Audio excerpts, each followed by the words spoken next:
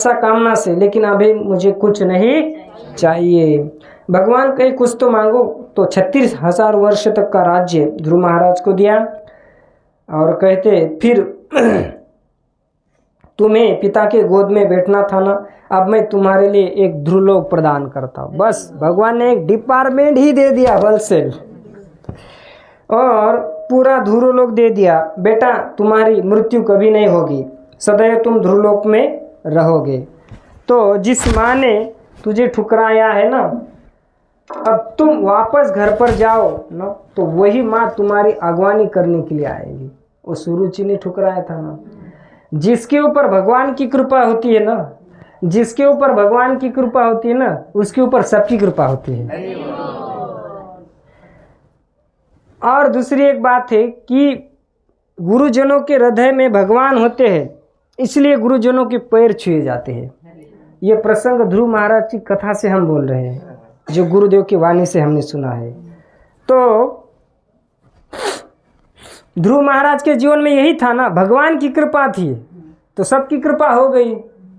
तो वही माँ तेरी अगवानी करेगी, ध्रुव तुझे अपने मस्तक पर बिठाएगी, तेरा गुणगान करेगी। तो अब यहाँ कहते हैं कि इस संसार में, समाज में लोगों से हम देखते कि जिनको बहुत उपहास मिलता है ना, तो कहते हैं लेकिन जब उसे भगवान का दर्शन कर लेता है, मैंने जब इन्होंने भगवान का दर्शन किया, भगवान की शरण ग्रहण कर लेता है, तो वही समाज उनके चरणों में गिर जाता है। आज 5 साल का बालक भगवान का दर्शन करके, भगवान के चरणों को स्पर्श करके अपने घर की ओर वापस चला, और घर के लोग उत्तानपाद, अपनी पत्नी सुरुचि, सुनीता, उनको पता चला कि ध्रुव आ रहे, तो सब उनकी आगवानी स्वागत करने के लिए सब नगर सजा दिए बढ़िया चकाचक। ऐसे भगवान श्री कृष्ण द्वारका में आते हैं ना, तो द्वारकावासी एकदम चकाचक सजा देते हैं, सेंट सुगंध लगा देते हैं, शंख बजते हैं। उसी तरह से ना ध्रुव महाराज की जब आगवानी होने लगी, क्यों? क्योंकि आज मेरा ये पुत्र भगवान को स्पर्श करके आ गया है। तो कहते हैं कि ध्रुव की आगवानी करने के लिए सारा सात समाज तैयार हुआ। ध्रुव आज भगवान का दर्शन करके आ रहा है, तो कहते हैं कि हम भी ध्रुव महाराज का स्वागत करेंगे। कैसे? हरे कृष्णा कृष्णा कृष्णा हरे हरे, हरे राम राम राम हरे हरे, हरे कृष्णा कृष्णा कृष्णा हरे हरे, हरे राम राम राम हरे हरे। तो इस प्रकार कहते हैं कि मैत्रेय ऋषि ने कहा ध्रुव महाराज की, इस प्रकार उन्होंने यहाँ पर वर्णन किया। आगे का कि उनकी 3 कन्या हुई। अब आगे है ध्रुव महाराज जो होते हैं, राज्य करते हैं, उनकी संतान हो जाती है, और जब वो भगवान के धाम को जाने के लिए होते हैं ना, तो पहले कहते, जब विमान आता है ना, तो पार्षदों को कहते कि देखो, जिन माँ के कारण मैंने भगवान को प्राप्त किया, जिन माँ के कारण मैंने भगवान का दर्शन किया, उस मेरी माँ कहाँ है, उसको पहले भगवान के धाम भेजो। तो भगवान के पार्षदों ने कहा कि आपके पहले आपकी माँ वैकुंठ के विमान में बैठकर जा रही, देख लो। जब ध्रुव महाराज ने देखा, तो वास्तव में उनकी माँ भगवान के विमान में, माने भगवान के जो पार्षद वो लेके जा रहे थे। तो माने माता का न बहुत बड़ा रोल होता है जीवन में, बहुत बड़ा होता है। इनके ऋण से हम कभी उरून नहीं हो सकते।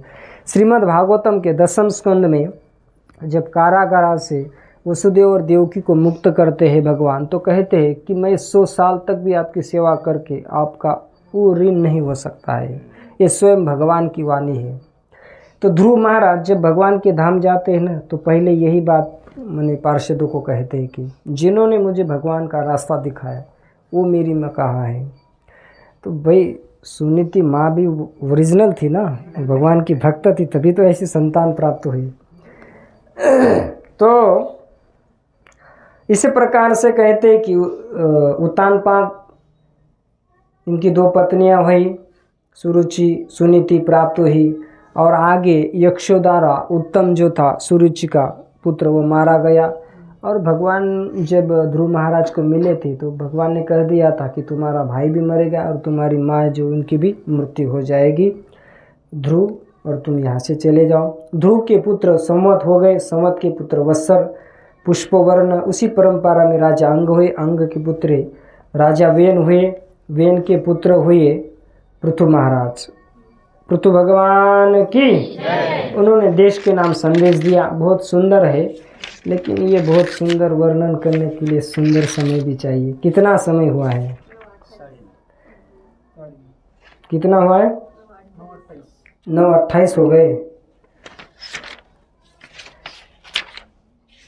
तो इसमें आगे वर्णन करते हैं भागवतम में कि बीच में जड़ भरत महाराज की कथा आई और उन्होंने 3 जन्म लिए और अंतिमता भगवान को प्राप्त किए। इस तरह से ये कथा का प्रसंग रघुगण राजा और जड़ भरत इनका संवाद होता है। आगे सुखदेव गोस्वामी लोक लोकांतर का वर्णन करते हुए परीक्षित महाराज को कथा सुनाते हैं कि सूर्य, परीक्षित महाराज पूछते हैं कि आगे का वर्णन कीजिए। सूर्यलोक कैसा है, चंद्रलोक कैसा है, पृथ्वी के नीचे और ऊपर के लोक कैसे है। लोक लोकांतर की कथा सुनाते सुनाते पंचम स्कंद के नरक लोक की कथा सुनाई है ना। तो पापियों के दंड विधानार्थ नरकों का वर्णन। तो राजा ने पूछा, नरका नाम भगवन किम देश विशेषा अथवा बहिस्त्रिलोक्या अहोस्विद अंतरालीति। ये श्लोक बड़ा महत्वपूर्ण है। कहते हैं कि नरक नाम का कोई देश विशेष है कि क्या है, ये पहले बताओ। और ये त्रिलोकी के बाहर है या अंदर है, ये भी बताओ। है कहाँ पर, इसका स्थान भी बताओ। स्विद अंतराल, अंदर है कि बाहर है महाराज, है ना। तो ये सब मैंने कितनी अच्छी तरह से पूछ रहे हैं। तो सुखदेव गोस्वामी कहते कि ये राजन, ये त्रिलोकी के भीतर ही है। कहाँ पर है? त्रिलोकी के भीतर ही है। परीक्षित ने पूछा, भगवान, अच्छा, वो कहते कि दक्षिण की ओर, पृथ्वी से नीचे। पृथ्वी से हम कहाँ पर है? पृथ्वी पर तो है, माने पृथ्वी से नीचे और हम ऊपर है। जल के ऊपर स्थित है, पानी के, हाँ ध्यान में रखिएगा। और इसी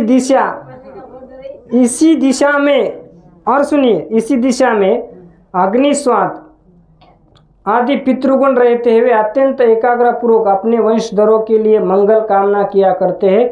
उस नरक लोगों में सूर्य के पुत्र यमराज, जो भगवान के ससुर जी है, ससुर जी को ही ठेका दे दिया, पापियों को पीटो और धुलाई करो, मैंने पक्का काम में लगा दिया है। मेरे भगवान, यमराज जी अपने सेवक के साथ वहाँ रहते हैं। अब ये पार्षद तो उनके सेवक ही हो गए ना। और भगवान की आज्ञा का उल्लंघन न करते हुए, क्या कहा है? भगवान की आज्ञा का उल्लंघन नहीं करते हैं। और हम मनुष्य ऐसे कि जहाँ चाहे वहाँ भगवान के आदेश का उल्लंघन करते हैं। अरे ये हरे कृष्ण वाले कुछ भी कहते हैं कि प्याज लहसुन नहीं खाना है। भैया, प्याज लहसुन मांस हड्डी से उत्पन्न हुआ है, पुराणों में इसका वर्णन है। कुछ भी कह देते हैं। हमारे गांव का प्याज लहसुन बंद करने के लिए मुझे 2-3 साल लड़ना पड़ा लोगों के साथ, और आज सप्ते में गांव में कोई प्याज लहसुन नहीं डालता है। उनको बहुत बताना पड़ेगा, माथा पिच वो ये करना पड़ा। और जिनकी लाइन रहती है ना वो बनाने की पंगत, उनको भी प्रेम से समझाए कि भैया ऐसा नहीं, ऐसा होता है। देखो आपके वो वारकरी महाराज बाबा जी कहते हैं, जब मैंने उनका रेफरेंस दिया परम पूज्य राउत बाबा का, देखो सुन लो, उनकी वाणी तो फिर ऐसी है कि धुआंधार। अरे हाँ, सच्चे सच्चे। मैंने कहा हमने बताया तब झूठ था, और इनसे वो सुना तो वो सही है। मतलब इसका हमारे वाणी पर विश्वास नहीं है, चाहे शास्त्र भी प्रकट करे तो ऐसी हालत है, क्या करेंगे। तो आज्ञा का उल्लंघन न करते हुए अपने दूतों द्वारा वहाँ लाए हुए मृत प्राणियों को उनके दुष्कर्मों के अनुसार पाप का फल जो है दंड देते हैं। परीक्षित, कोई कोई लोग नरकों की संख्या 21 बताते हैं, इसके नाम, रूप, लक्षण क्रमशः वर्णन करो। अरे कहते कि पृथ्वी के नीचे बिल्कुल दक्षिण की ओर और पृथ्वी से नीचे कितने हजार योजन है? हाँ, 99,000। एक योजन माने 12 किलोमीटर होता है ना, तो 99,000 माने बहुत लंबा हो गया है ना। इतना लंबा है तो कितना बड़ा होगा? बहुत बड़ा है बहुत बड़ा है। एक एक का अलग अलग डिपार्टमेंट ही है। भगवान के नियम को जो तोड़ेगा वह नरक जाएगा। जैसे इस भौतिक जगत में कोई नियम तोड़ता है तो उसको जेल में लेके जाते हैं, उस जैसे इस सरकार का नियम तोड़ने वाला जेल में जाता है, वैसे जो ईश्वर का नियम तोड़ने वाला आता है वो इस जेल में जाता है। भगवान ईश्वर के जितने भी नियम है वो क्या है? गीता, भागवत, रामायण, महाभारत, पुराण, ये सब शास्त्र ग्रंथों में बताए ये भगवान के नियम है, और इसके अनुसार ना चले तो उसको नरक मिलेगा। परीक्षित महाराज पूछा कि किसको नरक जाना पड़ता है? तो समय कितना हुआ है? 9:30 हो गए ना। तो देखिए, बोले कि जो शराब पीता है उसे पान नरक में लेके जाते हैं, जो मांस खाता है उसे कुंभी पार्क लेके जाते हैं और उसको वो नशा पिलाते हैं, जो चोरी करता है उसे संदर्श नामक नरक में ले जाते हैं, जो अवैध संग करता है तप्तसुर में नरक में जाता है, जो झूठी गवाही देता है ना, जेल लाइए, झूठ बोलता है वो नरक में जाता है। अपने घर पर जो अतिथि आते हैं ना, उन अतिथियों को देखकर आँख टेढ़ी करता है, आ गए, अभी आना था, ऐसी जो आँख करता है अतिथि को देखकर, तो कहते हैं कि वह भी नरक में चला जाता है। इसलिए भैया राम राम करो, शाम शाम करो, चाय पिलाओ, खिलाओ, भले कैसा हो, गुणगान करो, निकाल दो। नरक में जाना है क्या? नहीं जाना है। भगवान कह रहे, थोड़ा गुनगुना जल लाइए। तो कहते हैं कि जो जुआ खेलता है, अब नरकों के नाम सुन लो। तामिश्र, अंध तामिश्र, रोरो, महारोरो, कुंभीपाक, कालसूत्र, आशीपत्रवन, सुकरमुख, अंधकूप, कृमि भोजन, संदंश, तप्तसुर्मी, वज्रकंटक, शालमली, वैतरणी, पुयोद, प्राणरोध, विशेषण, लालाभक्ष्य, सारमयादन, अभिची, अयपान, शारकर्दम, रक्षगण भोजन, शूलप्रोध, द्वंद्वसुख, अवटी निरोधन, पर्यावर्तन, सूचिमुख। यह तो मैंने केवल 28 नरकों के नाम बताए श्लोक के अनुसार। नरक बहुत है। कितने हैं? हाँ, आप सुन लो। तामिश्र नरक, जो पुरुष दूसरे के धन को, दूसरे के संतान को या दूसरे के स्त्रियों का हरण करता है, उसे अत्यंत भयानक यमदूत काल पाश में बांधकर बलात् उसे नरक में गिरा देते हैं। और उस अंधकार में नरक में क्या है? पूरा अंधकार है, कुछ बिजली नहीं, कुछ नहीं है। अंतर्जाल, उसे अन्न जल कुछ नहीं मिलता है, उसे डंडे लगाते हैं और भय दिखलाना अनेक प्रकार के उपाय से पीड़ित करते हैं। इससे वह अत्यंत दुखी होकर एकाएक मूर्छित हो जाता है।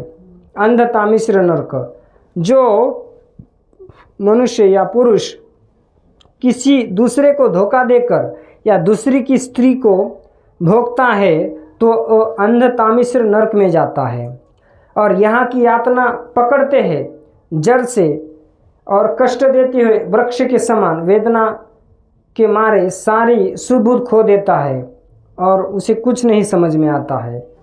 रोरो नामक नरक, जो मनुष्य इस लोक में कि मैं यह शरीर हूँ और ये स्त्री ये मेरे धन है, ऐसी बुद्धि से दूसरे जीवों के साथ द्रोह करते हैं, तो निरंतर अपने परिवार का पालन पोषण करते रहते हैं, वह मरने के बाद अपने पाप के कारण रोरो नामक नरक में जाते हैं।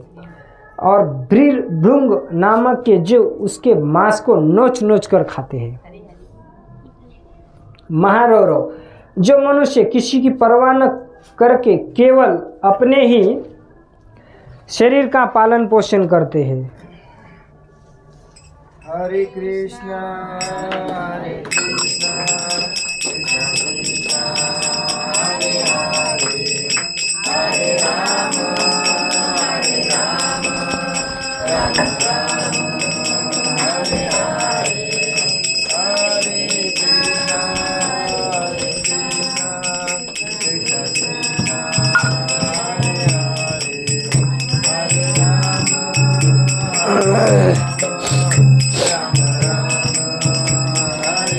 कहते हैं कि जो मनुष्य किसी की परवाह न कर केवल अपने शरीर का पालन पोषण करता है, वह कच्चा मांस खाने वाले रुरु नामक कीड़े इसके मांस को कहते कि नोचते हैं मरने के बाद।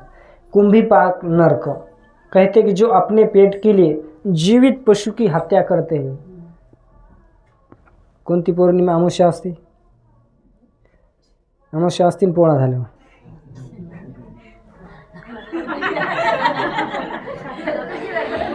तो कहते कि जो मांस पका अगर खाते हैं, है ना, तो उस हृदयहीन, हाँ माता जी ने बताया कर कहते उसको, चलो, उस हृदयहीन और राक्षस से भी गए बीते हुए लोग और यमदूत जो होते हैं ना, उसको खोलते हुए तेल की कढ़ाई में डालते हैं। एकदम जैसे पकोड़े फ्राई करते हैं ना, ऐसे गरम तेल रहता है और उसको उसमें डाल देते हैं, उसको फ्राई कर देते हैं। मांस खाना है ना, खा लो।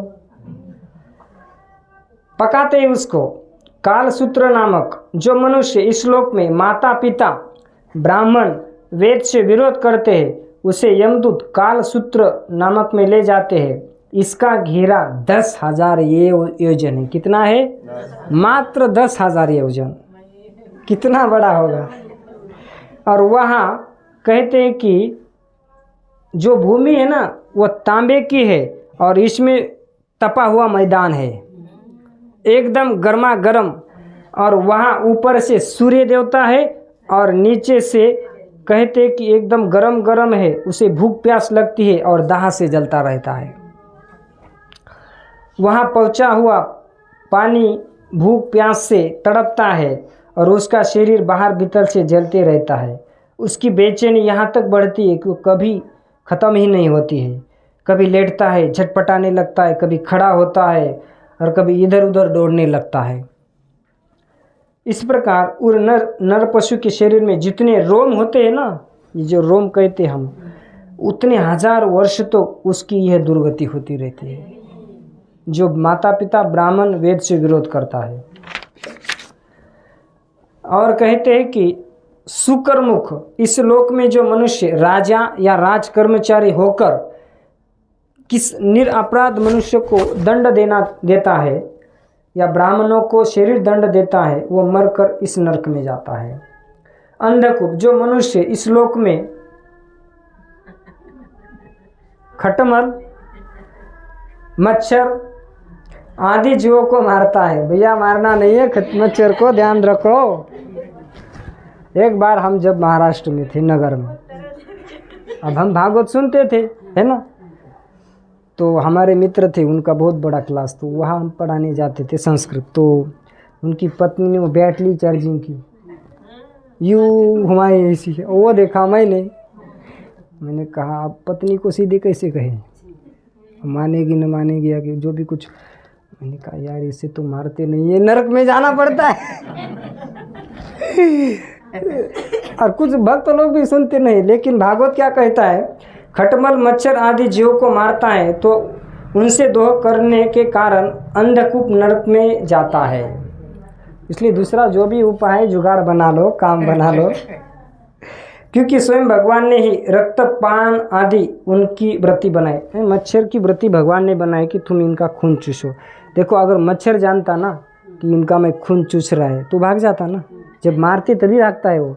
माने भगवान ने उनकी वृत्ति ही ऐसी बनाई है कि वो ऐसे पान करेंगे, इसलिए उनका दोष क्या है। जैसे कालिया कहता है कि आपने तो हमारी वृत्ति बनाई है फुफकारना, इसमें हमारा क्या दोष है। वो भगवान को ही सीधा ठोक दिया, बोल दिया। और उन्हें उसके कारण दूसरों का कष्ट पहुंचने का ज्ञान भी नहीं है। किंतु मनुष्य की वृत्ति भगवान ने विधि निषेध पूर्वक बनाई है और इसे दूसरों के कष्ट का ज्ञान भी है। वहाँ पशु, मृग, पक्षी, सर्प आदि रेंगने वाले जंतु, मच्छर, खटमल, जू, मक्खी आदि जो जिनसे उनसे द्रोह किया था उसे सब और से काटते हैं। अभी ये लोग काटने के लिए आते हैं जिनको द्रोह किया था हमने। इससे उनकी निद्रा और शांति भंग हो जाती है। स्थान न मिलने पर भी वो बेचैनी के कारण उस घोर अंधकार नरक में इस प्रकार भटकता रहता है जैसे रोगग्रस्त शरीर में जू झटपटाने लगता है, वैसे वो झटपटाने लगता है। इसलिए दिखे तो ये याद कर लेना और खुद को समझाते रहो, है ना। देखो सत्संग का जो ज्ञान है ना, ये हमें बचाता है, पाप से बचाता है, तो इसलिए हमें इसका बहुत आश्रय लेना चाहिए। लेकिन आज के कथा सत्र में ये प्रसंग पूरा नहीं होगा, है ना। आपने इसका आरंभ तो करके ले लिया लेकिन बहुत वर्णन है तो बचा हुआ हम इसको कल पूरा करेंगे। कल हम श्रवण करेंगे नरक का पूरा वर्णन और फिर अजामिल की कथा, और समय मिला तो प्रहलाद महाराज की कथा श्रवण करेंगे। तो आज हम यहाँ पर, मुझे पहले ही समझ में आया था कि ध्रुव महाराज आज समय लेंगे शायद, है ना। तो वो सही बात हो गई। हमें विस्तार से इसका वर्णन करने की बहुत लालसा थी, लेकिन 1 घंटा तो गया होगा, है ना। हाँ, और ध्रुव महाराज ने इतनी सुंदर स्तुति की है, भगवान की बहुत सुंदर स्तुति की है, लेकिन स्वास्थ्य के कारण देखना पड़ता है। इसी के कारण यहाँ पर हम समय के हिसाब से चलेंगे। ग्रंथराज श्रीमद् भागवतम महापुराण की, श्री कृष्णचंद्र भगवान की, जगत गुरु शील प्रभुपाद की, निताय गौर प्रेमानंदे। आप सब वैष्णव वैष्णवी सब भक्त बहुत ध्यान से सुन रहे हैं, आनंद ले रहे हैं, और आप सभी का बहुत बहुत हृदय से धन्यवाद।